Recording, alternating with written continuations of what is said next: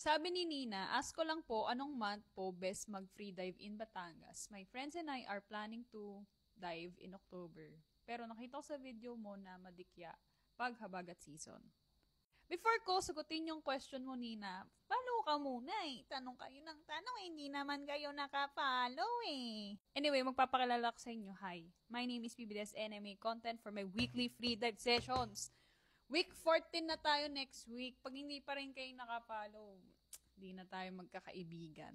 Anyway, sagutin na natin yung question ni Nina. Ang best months talaga to go free diving is summer.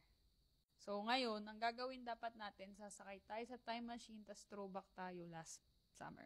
Sa totoo lang, nagda-dive kami kahit maulan.